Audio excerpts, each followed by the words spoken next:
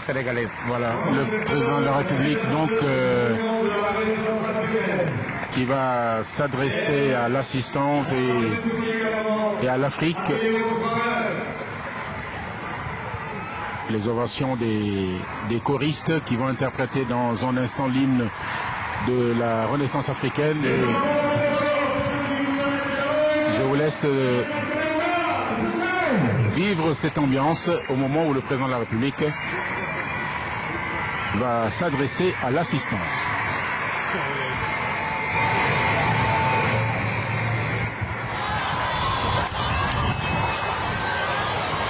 La case de ce petit, il faut qu'on vous entende bien, parce que finalement ce monument est d'abord pour vous.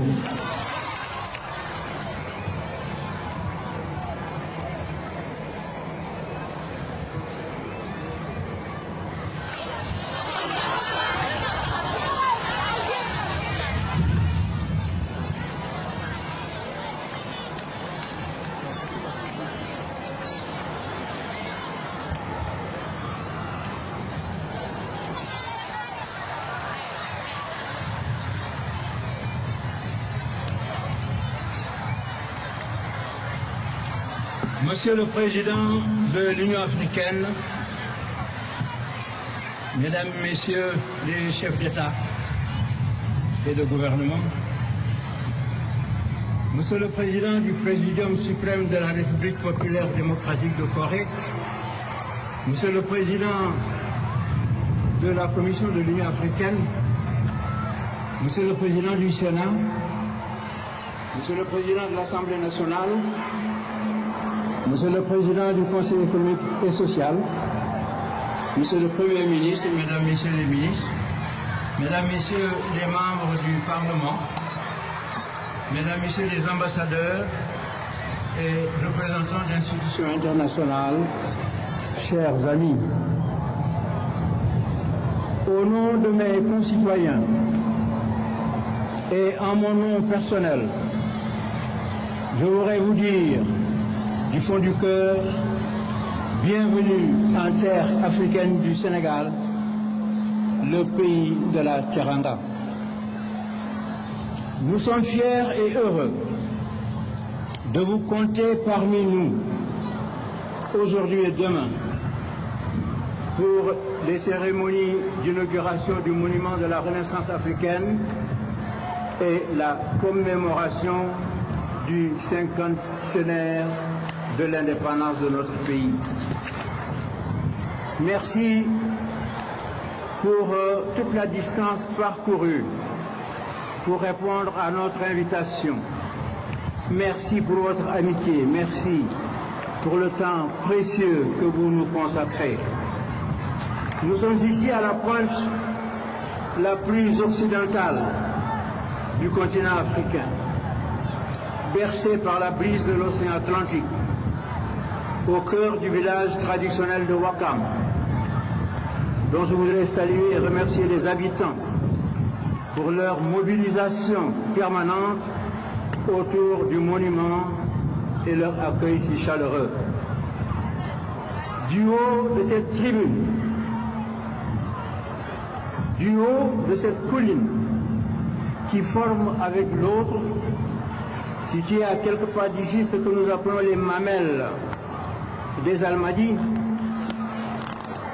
je voudrais vous dire que cette journée est exceptionnelle par sa signification profonde.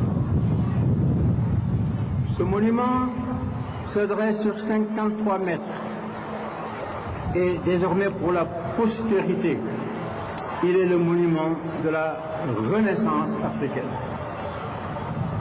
Si l'idée de cette œuvre colossale a germé dans mon livre Un destin pour l'Afrique, son acte de naissance porte la signature collective de nos frères chefs d'État qui ont bien voulu se joindre à moi pour en poser la première pierre le 15 avril 2002.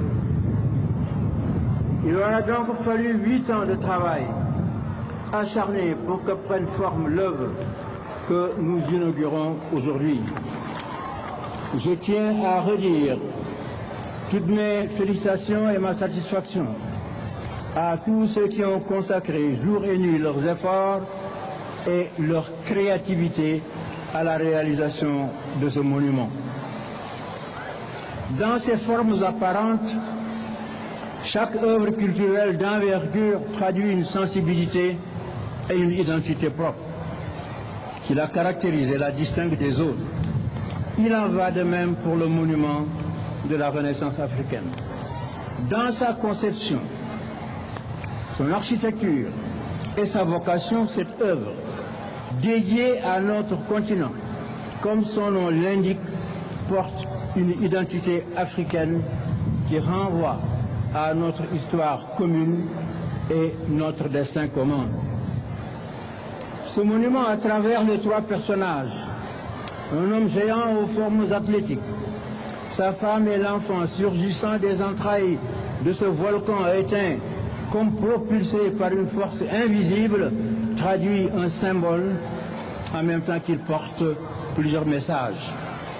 Le symbole, c'est celui de l'Afrique renaissante et revigorée, après 5 siècles d'esclavage, de traite négrière et de colonisation.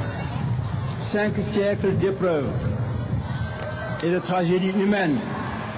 Et pourtant, l'Afrique est toujours là, pliant parfois, mais sans jamais rompre.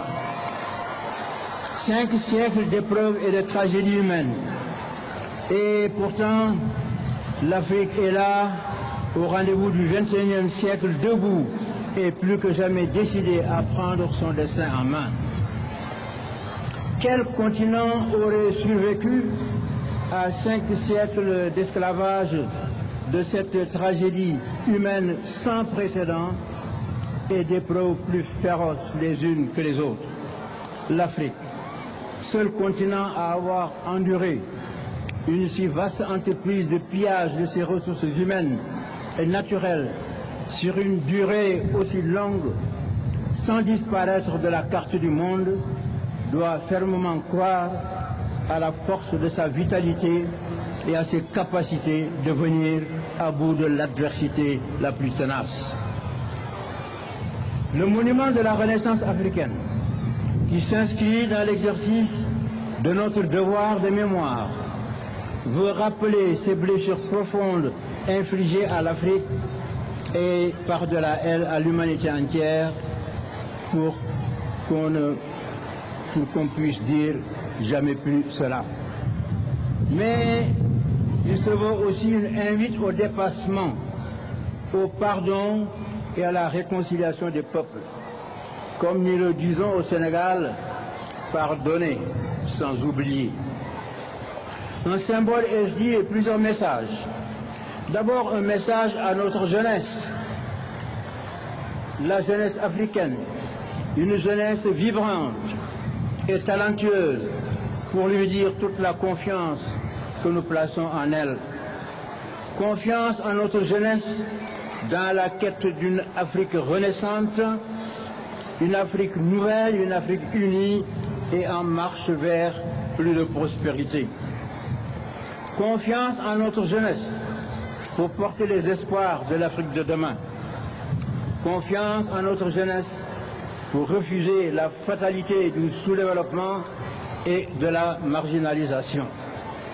Confiance en notre jeunesse pour continuer le combat en vue de parachever l'unité du continent et réaliser le rêve des pionniers du panafricanisme.